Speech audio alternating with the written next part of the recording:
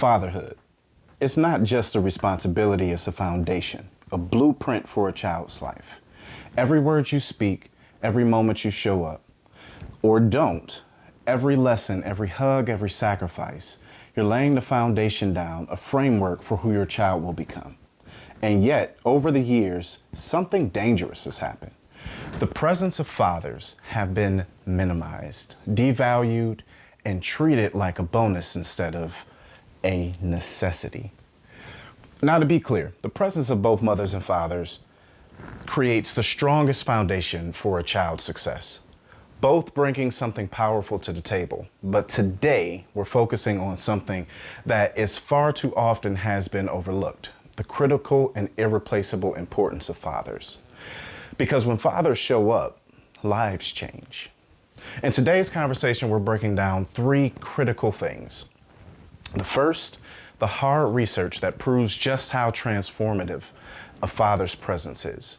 The second, the damage that happens when fathers are absent. And third, practical ways you can step up today, no matter where you are on your journey. You won't just leave inspired, you'll leave informed, equipped, and motivated to build something that lasts.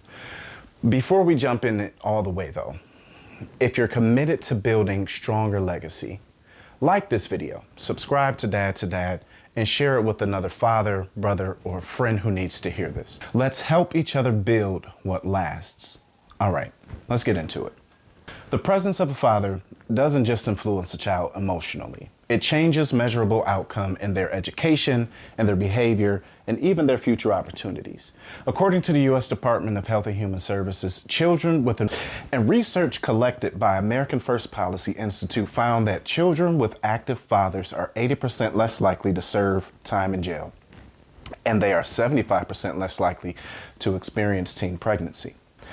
Each one of these numbers tells the same story. When a father shows up, the odds flip. When a father shows up, futures are rewritten. A present father provides a shield, not just against physical dangers, but against emotional ones too. A child with a protective, engaged father feels more confident navigating challenges, is less likely to seek validation from risky or unhealthy sources, recovers more quickly from setbacks, and presents a core belief: you are not alone, you are supported, and you are worthy of fighting for. Those little moments you think don't matter, they matter the most. The high five after a school play, the proud nod after a spelling test, the hand on the shoulder when life feels heavy. According to the U.S. Department of Education, children with affirming fathers have higher GPAs, show lower rates of depression and anxiety, and build stronger interpersonal relationships across their lives. Your words aren't just background noise. They're the bricks laid in the wall of your child's identity. Kids don't just stumble into self-esteem. It's built moment by moment, from the way they're treated and what they witness at home. When a father is present, children are more likely to take ownership of who they are. They understand healthy authority and healthy boundaries. They form lasting views on respect, courage, and responsibility. When a father isn't present, identity becomes guesswork. It becomes trial and error, often with painful consequences. Your presence hands them the blueprint for how to navigate life. While every child is shaped by a unique set of circumstances, these numbers, drawn from national organizations like the U.S. Department of Health and Human Services, the Department of Education, and the Fatherless Generation Project, show the undeniable truth. Fathers matter more often than the world likes to admit. Here's the thing. While both mothers and fathers play a crucial role in a child's development, we're focusing on the unique and powerful impact of fathers and what happens when that presence is missing. Because the truth is, when fathers aren't there, the effects don't just ripple through one life, they ripple across generations. When a father is missing, it's not always loud, it's not always a headline, and it's not always immediate. But make no mistake, the damage is real. It shows up quietly, and choices made and dreams abandoned and confidence eroded over time. So here's the thing. While both mothers and fathers play a crucial role in a child's development, today we're focusing on the unique and powerful impact of fathers and what happens when that presence is missing. Because the truth is, when fathers aren't there, the effects don't just ripple through one life. They ripple across generations. When a father is missing, it's not always loud, it's not always a headline, and it's not always immediate. But make no mistake, the damage is real. It shows up quietly, and choices made, and dreams abandoned, and confidence eroded over time. And the numbers tell a story that's impossible to ignore. According to the research compiled by the U.S. Department of Justice and the Fatherless Generation Project, 85% of youths in prison come from fatherless homes. 71% of high school dropouts are from homes without a father. 63% of youth suicides come from homes without a father figure. And 85% of children with behavioral disorders grow up without a father's involvement. According to the American First Policy Institute, children from absent father households are 4 times likely to live in poverty. And studies from the U.S. Department of Health and Human Services show children without involved fathers are twice as likely to experience emotional and behavioral problems. The first scar left by absence is emotional. Children growing up without consistent father figures often struggle with abandonment issues, feeling worthlessness, and difficulties forming healthy attachments later on in life. It's not just about who's physically there, it's about who's emotionally invested as well. When a father is missing, the message, whether spoken or not, often sounds like, "You aren't worth staying for." And even though that's rarely the truth, the child often believes it anyway, and it becomes a wound they carry silently for years to come. A father's presence isn't just emotional. It shows up in the classroom too. Students without fathers involved in their daily lives are twice as likely to repeat a grade, more likely to be suspended or expelled, and less likely to attend college. When fathers aren't consistently present, kids lose more than just homework help. They lose a part of their internal drive that says, "You're capable, you can do this, and I believe in you." And sometimes, especially in critical developmental years, the quiet encouragement is the only difference between persistence and giving up. When a father's presence is missing, discipline often suffers, not because the mother or caregiver don't try, but because 2 perspectives, 2 hands, 2 hearts working together to build stronger behavioral foundations. According to long-term studies tracking children's lives over many years, children from fatherless homes are more likely to engage in risky behaviors, including substance abuse and early sexual activity. They are significantly more likely to commit violent crimes, and they are more likely to struggle with peer relationships and conflict resolutions. Children model what they don't see. And when they don't see a father managing anger, stress, and responsibility in healthy ways, they're left to figure it out alone. And more often than not, they're left to figure it out through trial and error and painful lessons. Another silent cost, but one that bleeds into every other area, is economic. Households without fathers are 4 times more likely to live in poverty and twice as likely to depend on government assistance. And when financial stress becomes a part of a child's everyday experience, it creates a lens of fear and limitations around life itself. College becomes harder to dream about. Risk-taking becomes scarier, and hope gets smaller. The absence of a father doesn't just leave an emotional hole. It often leaves a financial one too, one that could take generations to repair. So here's the truth. Father's absence isn't a personal flaw. It's not just one family's issue. It's a national crisis. It's a community crisis, and it's a legacy in crisis. Because when a father isn't there to plant seeds of strength, courage, accountability, and love, weeds grow in their place. Doubt, fear, anger, and insecurity. And too often the children, not the fathers, are the ones forced to battle through those weeds their entire lives.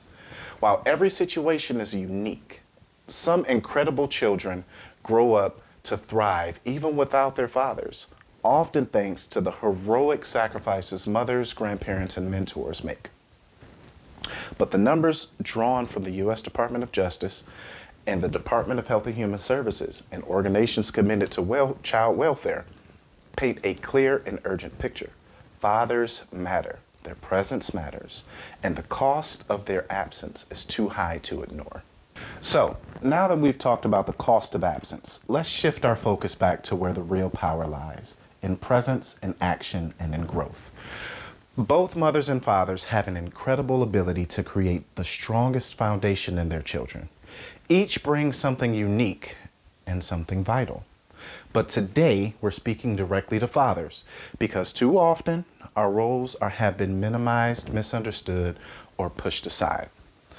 And no matter your situation, whether you're married in a committed relationship or navigating the challenges of co-parenting, your presence matters, your effort matters, and your growth matters. Each dynamic carries its own weight, its own set of challenges, and its own set of responsibilities. In later videos, we'll dive deeper into the realities of co-parenting and the hurdles many fathers face. But today, we're going to focus on what we can do right here, right now, to step into a role that changes everything. So, step one, be fully present. It starts simple, but it's not always easy. Be present, like fully present. Phones down, eyes up. Not just physically nearby, but mentally and emotionally available. I know that's difficult for some of you guys out there, but we're going to have to make it work. Research shows that even 15 minutes a day of focused, undistracted time can make a major difference in a child's emotional and mental stability. You don't have to create you don't have to create perfect memories. You don't have to orchestrate grand gestures. You just have to show up consistently, patiently, and intentionally. Presence over perfection every single time. Step two, communicate with openness and respect. The way we speak to our children becomes the soundtrack that they carry into adulthood. The way we speak to our children becomes the soundtrack they carry into adulthood. I'm not just speaking as someone who studies this. I'm a father too. And I've faced many struggles, the same worries, the same moments of uncertainty that so many of you have. One thing I've learned into my own journey is the importance of letting my daughter ask questions, even when those questions are uncomfortable, even when they touch on sensitive areas I didn't expect her to be curious about yet. There have been many times where she's asked questions about situations between her mother and me, or about topics I feel she's not quite old enough to understand yet. And in those moments, I remind myself, one of my jobs is not to shut her down. It's to protect her emotional development while keeping the door of communication open. It's to make sure that she knows today and tomorrow that she can always come to me with anything that's on her mind without fear of being punished for her curiosity. So instead of brushing her off and getting frustrated, I carefully listen to what she's actually saying. I pay attention to how she's asking it. And if the topic is too mature or it's too complicated for her right now, or at least from my perspective, I gently say something like, "Sweetheart, that's a conversation we'll have a little later on when you get a little older, because I don't feel as though, you're old enough to understand stuff like that right now. So for now, what matters and what's most important is that you understand that you are loved, you are safe, and you can always come and talk to me about anything." Because as a parent, or as parents in this case, we can't allow our own frustrations or our own irritations or even our own discomfort to close doors for our children. When we shut them down, even unintentionally, we teach that curiosity is dangerous. I need y'all to understand that. Their voice doesn't matter. Their questions aren't welcome. And once that trust is broken, it's very difficult to rebuild, especially when they get older. Especially when life gets hard, they need to know that that door is open. Our kids don't just need answers, they need access. Even when it's uncomfortable, especially when it's uncomfortable. Because in the end, they don't always remember every question that they've ever asked, and they don't remember every answer you've ever given. But they'll remember whether or not you made them feel like they were heard or whether you made them feel invincible. Your actions will always speak louder than the advice. You want honest kids? Be honest, even about your mistakes. You want hardworking kids? Let them see you grind, even when it's not convenient. You want respectful kids? Speak with respect about others, about life, about challenges. Lead first, then teach second. When my daughter asks me why she has to clean her room, for instance, or take responsibility, I don't snap because I said so. No. To me, you're pushing your kids' emotional values aside. I explained to her, one day you're going to grow up and share a home with someone or a roommate. One day you're going to grow older. You may share a room with someone, a roommate, a partner, or a family member. And no one wants to clean up after you forever. This is about responsibility and respect for yourself and for other people around you. Kids don't need perfection. They need consistency and example. They'll believe what you show them long before they believe what you actually tell them. And remember, kids learn from everything that we do. So if you've ever found yourself saying, do as I say and not as I do, congratulations. You're now officially bilingual. No, but seriously, let's give them a life they'll want to model, not a double standard they have to recover from. Respect doesn't depend on personal feelings. It's rooted in maturity, discipline, and legacy. Even when relationships end, and this is going to be a tough one for you guys out there, even when emotions are complicated, supporting your child's mother through respect, communication, boundary honoring, and maturity teaches your children something priceless: that they are free to love both of their parents. And I want you to understand how destructive it can be for them not to feel as though they can. That disagreements don't have to destroy dignity. That strength isn't about bitterness, it's about leadership through grace. We're not called to be perfect partners, but we are called to be powerful examples, even when it's hard, especially when it's hard. So you will make mistakes. You will stumble. You will learn lessons you didn't expect to learn. But greatness and fatherhood doesn't come from avoiding failure. It comes from refusing to quit. You get me? It comes from refusing to quit. Be willing to apologize. Be willing to change. Be willing to evolve. You're not raising a child to be perfect. You're raising a human being, and you're leading them best by showing what growth looks like firsthand. So fatherhood isn't about hitting milestones. It's about leaving fingerprints on the future. It's about showing up and about leading when no one is watching. It's about laying down bricks today that your child will be able to stand on tomorrow. It's about the blueprint we leave behind. Not a perfect man, not a perfect father, but present ones. And that's what lasts longer than memories. That's what echoes across generations. You're not just a father. You're a builder of futures, a carrier of legacy. So if today's message meant something to you, if you know deep down you're called to be more than just a name on a birth certificate, then join this movement. Like the video, subscribe to Dad, share it with another man who's building too. Stay strong, stay present, keep building. And remember, you don't have to be perfect, you just have to be present. Because perfection is never the goal, but growth, love, presence will always be the blueprint we leave behind. So hit me up. I'll see you on the next one.